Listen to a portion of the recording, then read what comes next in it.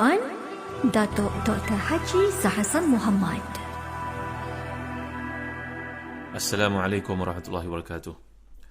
Innal hamdalillah nahmaduhu wa nasta'inuhu wa nastahdihi wa nastaghfiruh wa natubu ilayhi wa natawakkalu alayhi wa na'udzu billahi min shururi anfusina wa sayyiati a'malina may yahdihillahu fala mudilla lahu wa may yudlil fala hadiya lahu. Allahumma salli wa sallim wa barik ala Muhammad wa ala ali Muhammad kama sallaita wa sallamta wa barakta ala Ibrahim wa ala ali Ibrahim fil alamin innaka Hamidum Majid. Amma ba'd. Muslim-muslimat rahmati dan kasih sekalian, alhamdulillah, syukur pada Allah SWT. Pada kali ini kita menyambung lagi tafsir surah Yusuf, dan kita berada pada muka surat 591 dari tafsir Ibn Katsir jilid yang keempat. Masih lagi bincangkan ayat ke-22, iaitu firman Allah SWT, A'udzubillahi minasyaitanirrajim. Walamma balagha ashuddahu atainahu hukman wa ilma wa kadzalika najzil muhsinin. Sadaqallahul azim. Dan tatkala dia cukup dewasa, kami berikan kepadanya hikmah dan ilmu. Demikianlah kami memberi balasan kepada orang yang berbuat ihsan. Jadi kita telah pelajari bagaimana kuasa Allah SWT terhadap urusannya. Wallahu ghalibun ala amrih. Allah berkuasa terhadap urusannya. Maksudnya bila dia menghendaki satu, tiada satu pun dapat menolak, melarang atau menentangnya. Bahkan Allah yang akan menang berkuasa atas segala sesuatu. Kita melihat dalam kitab-kitab tafsir uraian berkaitan dengan perkara ini, seperti yang disebut oleh Imam Al-Biqai, gambaran bagaimana kekuasaan Allah Subhanahu Wa Taala itu merupakan satu tasliyah untuk Nabi sallallahu alaihi wasallam. Bahawasanya kita telah pelajari antara asbabun nuzul surah Yusuf, iaitu segolongan Yahudi meminta kepada kaum Quraisy untuk bertanya kepada Nabi sallallahu tentang mengapakah keluarga Nabi Yaqub berpindah ke Mesir. Mereka menyangkakan bahawa dengan soalan ini mereka nak menunjukkan betapa jahilnya, bodohnya orang Arab. Mereka tak mengetahui apa-apa kerana orang Arab merupakan bangsa praktikal. Mereka bukannya bangsa teoretikal. Kita akan melihat dalam Al-Quran bagaimana Allah menyebut bangsa Arab ni sebagai contohnya surah Quraisy, li'ila fi Quraisy, bahawa menceritakan mereka bangsa memang praktikal, amali terus. Dan orang nak berniaga, mereka tak perlulah faham. Sebagai contohnya dalam matematik, tangent, cotangent, dy dx, mereka hanya perlu mengetahui campur tolak, bahagi kali saja. Maka golongan Yahudi yang terkemuka dengan ashabun nazariyah, berbagai teori yang ada, dan orang Yahudi memang terkemuka sebagai bangsa yang sangat teliti. Mereka boleh menguasai dunia walaupun bilangannya kecil. Jadi mereka bertanya kepada kaum Quraisy dengan tujuan untuk menampakkan kebodohan orang Arab, bahawa bagaimana boleh muncul seorang Nabi di kalangan kamu padahal benda-benda asas tentang kenabian pun dia tidak tahu. Lalu bila bertanya kepada orang Arab dengan tujuan untuk menghina Nabi SAW, ingatkan Nabi tak boleh bawa jawapan yang biijabah syafiyah, jawapan yang memuaskan.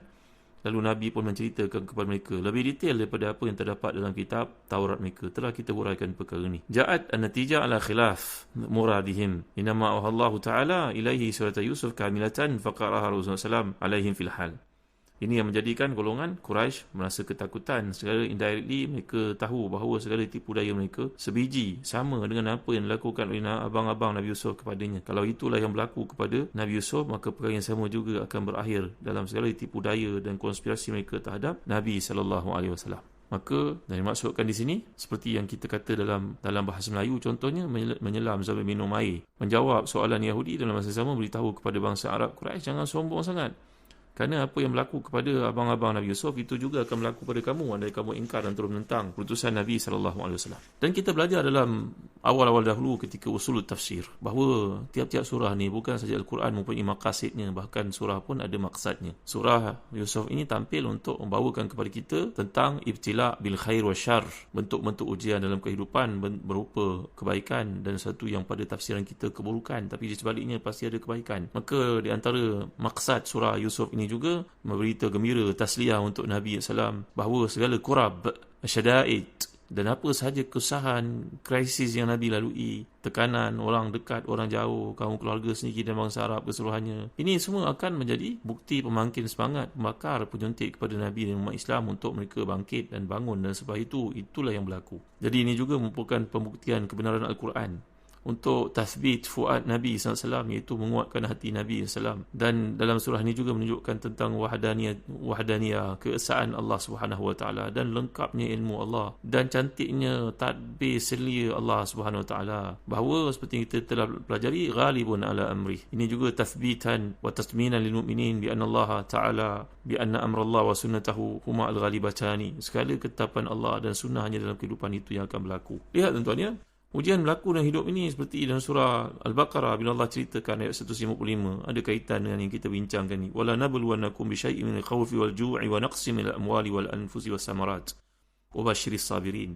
Allah pasti menguji manusia mengambil satu nikmat yang diberikan kepadanya. Tak semua. Sebab itu kita melihat walaupun Nabi Yusuf AS kata Imam Biqai, kasih sayang ayah hilang luput daripadanya dengan sebab dia disumbatkan ke dalam perigi. Awadallahu lahu fi usratin ukhra fi baitil aziz. Allah menggantikannya dengan kasih sayang tampil dalam versi yang baru, keluarga Al-Aziz yang ada di Mesir. Begitu juga kesusahan yang dialaminya dalam kehidupan awalnya, maka Allah gantikan bil izzi fi akhir hayati. Nanti kita akan lihat kemuliaan yang tampil dalam hidup Nabi Yusuf ini di hujung hayatnya. Begitu juga Nabi Yaqub yang kehilangan seorang anak, tapi dalam masa yang sama fihin abqalahu Allah Ta'ala ahada asyara waladan. Walaupun Nabi Yusuf telah pun hilang, luput dari pandangan, pergi entah ke mana-mana yang Nabi Yaqub tidak tahu, ujian buat baginda alaihissalam, tapi baginda masih punya 11 orang anak lelaki yang berkhidmat untuk baginda, termasuk Bunyamin.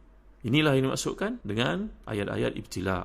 La tublawunna fi amwalikum wa anfusikum. Contohnya surah Ali Imran ayat 186. Kalau kita memahami mawdu'iyatul Quran, tema yang dibawakan oleh Quran dalam isu berkaitan dengan ibtila' dan juga ihsan Allah ini, maka ia merupakan satu benda yang am, syamil, makna menyempurna, meliputi segala-galanya. Liyabluwakum fima atakum, itu dalam surah Al-Maidah contohnya.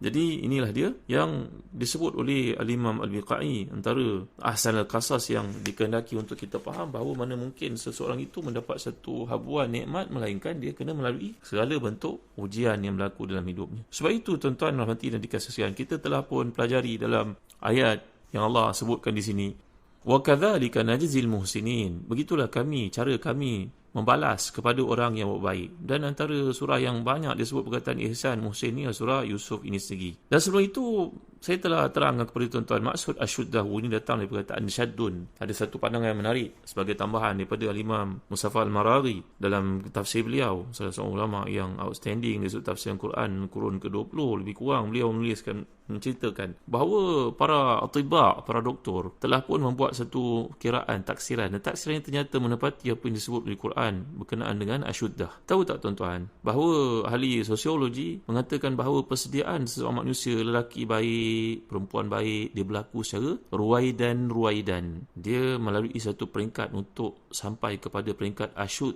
yang dimaksudkan oleh Quran, iaitu 35 tahun sebenarnya, seperti yang dipilih pendapat itu oleh kebanyakan ahli tafsir. Telah dinyatakan pandangan-pandangan itu, contohnya dalam Zadul Masir. Begitu juga dalam Al-Baghawi, tafsir Al-Baghawi. Jadi rupa-rupanya mengikut kajian seperti dalam tafsir Ruhul Bayan, bahawa manusia ini melalui umur tamyiz dan jadi uqala. Uqala ni pernah saya jelaskan kepada tuan-tuan dalam bab inni ra'aituhum li sajidin. Perkataan sujud itu Allah memberikan pinjam kata sifat manusia kepada bulan, bintang dan juga matahari.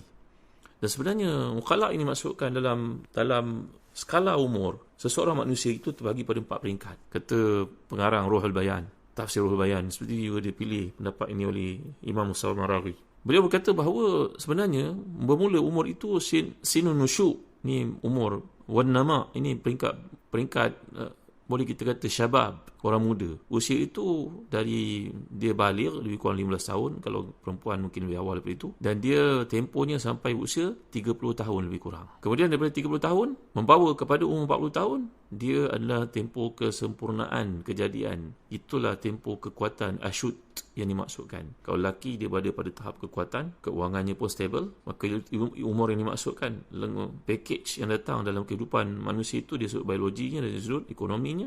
Kemudian dipanggil sinul kuhulah. Kehaluan ni maknanya orang yang mula masuk ke peringkat umur matang, bermula daripada umur 40 tahun ke atas membawa ke 60 tahun. Pada masa itulah mula tumbuh uban, mulalah nampak kelihatan berbeza dari penampilan zahir yang berlakunya seseorang itu. Contohnya berkahwin pada usia 30-an ke atas itu umur paling cantik, paling nampak segar, paling nampak kuat. Kalau orang lelaki pada waktu itu nampaklah sadonya dari usia 30 hingga ke 40 tahun. Mula 40 tahun dia akan berlaku sinul inhitat al-yasir al-khafi. Dalam Ruhul Bayan menyatakan bahawa umur 40 tahun ke atas itu mulalah satu nikmat ditarik oleh Allah. Kulit mula timbul kedut-kedut sedikit, rambut mula datang uban. Sampailah usia 60 tahun, maka nampak perubahan daripada umur 30 hingga 40 itu. Dan seperti yang dikatakan dalam kebanyakan pendapat bahawa umur 60 ke atas mula dipanggil sebagai warga emas. Mungkin hari ni orang panggil pada usia 50 tahun ke atas pun dah warga emas, tapi dari sudut nampaknya keadaan itu seorang tua, maka bersiap sedialah untuk kembali kepada Tuhan, kepada Allah SWT. Ini dipanggil sinul inhitat al-azim al-zahir. Pada waktu itu penyakit mula datang. Kalau sebuah kereta dipanggil 5 series itu dianggap mahal, cantik, menarik. Tapi kalau manusia masuk 5 series 50 tahun ke atas, maka nikmat-nikmat itu mula hilang. Maka demikianlah kata para ulama sains, doktor-doktor ini, bahawa umur 60 tahun itu umur persiapan untuk kembali. Dan penyempurnaannya mungkin dalam 100 tahun kalau umurnya panjang. Kalau tak, mungkin sebelum itu lagi pada umur 80 tahun. Maka selepas tempoh itu 80 tahun, dia akan jadi semula kepada al-fitratil ula. Wa man nu'ammirhu nakishu fil khalq, yang telah kita pelajari di surah Yasin lalu. Takut kalau dia tidak mempunyai persediaan kerohanian yang kuat, bermula umur 80 tahun ke atas, dia jadi budak-budak balik semula. Kerana watilkal ayyamu nudawiluha bainan nas. Itulah dia umur yang Allah berikan. Sekali engkau di atas, nanti engkau akan turun ke bawah semula. Selepas sampai ke puncak gunung, tidak ada pilihan melainkan turun ke bawah juga. Maka inilah yang menjadi pilihan para ulama untuk mengatakan bahawa umur yang dimaksudkan pemilihan Allah kepada Nabi Yusuf ini, iaitu baginda dipilih pada usia 30-an, iaitu di antara 30 hingga mungkin 35 ke 40. Iaitu inilah yang telah saya nyatakan beberapa kali dalam kuliah sebelum ini, walaupun ada pendapat-pendapat yang lain. Jadi atainahu hukman wa ilma. Jadi kami beri kepada Yusuf selepas sampai kepada waktu layaknya baginda alaihissalam untuk mendapat watikah dan dinobat, dipilih oleh Allah sebagai seorang nabinya. Jadi telah kita pelajari hukman maknanya nubuwatan, wa ilman bermakna fiqhan fid din. Allah berikan kepada baginda kebijaksanaan, kematangan dan juga kefahaman dalam bab agama. Ada yang mengatakan bahawa maksud yang lain seperti kata Imam Al-Urami dalam Hadaiq Qurawi wa Raihan, juga disebut oleh Imam Ibn Jauzi. Perkataan yang dimaksudkan itu iaitu hukman wa ilman, ini merujuk pada hukman ai isabat fil qaul, kata yang betul, pemilihan kata-kata yang bersifat hikmah yang Nabi nyatakan dalam hadis Tirmizi itu, al-hikmatu dhallatul mu'min anna wajadaha fahuwa ahaqqu biha. Manusia, orang beriman itu patut berusaha untuk mendapatkan wisdom, hikmah, di mana saja dia dapat, dia kena ambil, kena rebut, kena berusaha untuk menjadikannya orang yang hakim. Kata Imam Al-Qushayri, min jumlatil hikam alladhi atahu Allah, min jumlatil hukmi alladhi atahu Allah nufudhu hukmihi ala nafsihi hatta ghalaba syahwatahu. Antara kelebihan yang Allah beri kepada Nabi-Nabi Allah, tak terkecuali Nabi Yusuf ini, iaitu kemampuannya untuk kontrol nafsu syahwatnya. Itu sebab kita akan lihat nanti ada perbezaan pandangan para ulama, dan yang rajihnya iaitu makna wahamma biha, yang ada tafsiran mengatakan iyazan billah, untuk mensabitkan satu kesalahan bersifat seksual yang muncul dalam hati seorang Nabi, sedangkan Nabi merupakan manusia pilihan Allah, maksum. Maka makna hamu Yusuf bi Zulaikha, hendaknya Nabi Yusuf kepada Zulaikha itu ditafsirkan oleh para ulama sebenarnya dengan makna imtina', iaitu baginda tidak terlibat sedikit pun dalam perkara-perkara berkaitan kecenderungan untuk melakukan perkara maksiat itu kepada Allah, kerana daripada awal Allah telah memberikan kepada baginda kelebihan yang namanya hukmun wa ilmun itu. Para pendengar yang hati dan dikasihi sekalian, kemudian mengulangi